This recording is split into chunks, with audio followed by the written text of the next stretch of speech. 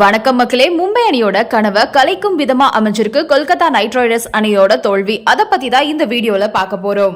IPL தொடர்ல கொல்கத்தாவில நடந்த போட்டியில கொல்கத்தா நைட் ரைடர்ஸ் மற்றும் குஜராத் டைட்டன்ஸ் அணிகள் விளையாடினாங்க. இந்த போட்டியில குஜராத் டைட்டன்ஸ் அணி 39 ரன்கள் வித்தியாசத்துல கொல்கத்தா நைட் ரைடர்ஸ் அணியை வீழ்த்தியிருக்காங்க.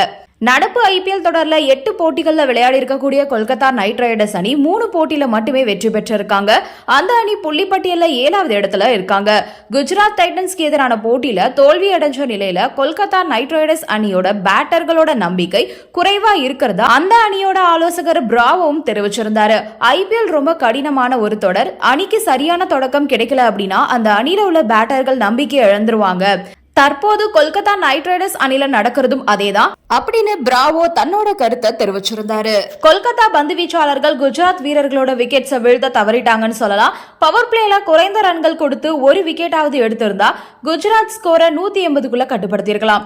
கொல்கத்தாவோட பந்து வீச்சு திட்டம் ஒரே மாதிரியா இருந்துச்சு.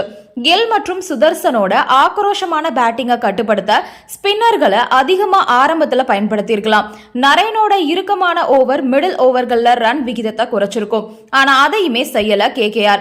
டார்கெட் பெருசு அப்படின்றதுனால அதுக்கான நல்ல தொடக்கம் கொடுத்தா மட்டும்தான் வெற்றி பெற முடியும். ஆனா கொல்கத்தால ரஹ்மதுல்லா குருபாஸ் 1 ரன்களையும் சுனில் நரேன் 17 ரன்களையும் எடுத்து வெளியே போயிட்டாங்க. இவங்களும் குஜராத் வீரர்கள் போல தொடக்கத்தை கொடுத்து அடித்தளம் அமைச்சிருந்தா கொல்கத்தா அணி வெற்றி பெற அதிக வாய்ப்பு இருந்திருக்கும். அதே மாதிரி மிடில் ஆர்டர்ல களமிறங்கிய வெங்கடேஷ் ஐயர் 14 ரன்களையும் ரிங்கு சிங் 17 ரன்களையும் எடுத்து ஆட்டமிழந்தாங்க. அணியோட தோல்விக்கு இது முக்கியமான காரணமா பார்க்கப்படுது. அவங்க இன்னும் சிறப்பா விளையாடி இருந்தாங்க அப்படின்னா அணி வெற்றி பாதிக்கு போயிருக்கும். இது இந்த போட்டியில குஜராத் அணி வெற்றி பெறதுக்கு முக்கிய காரணமா அமைஞ்சிருச்சு.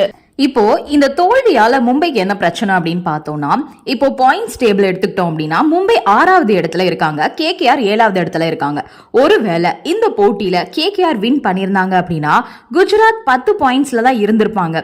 அப்போ குஜராத், டெல்லி, RCB, பஞ்சாப், LSG இப்படின்னு எல்லா டீம்ஸுமே 10 பாயிண்ட்ஸ்ல தான் வாங்கியிருப்பாங்க. மும்பை 8 பாயிண்ட்ஸ்ல இருப்பாங்க.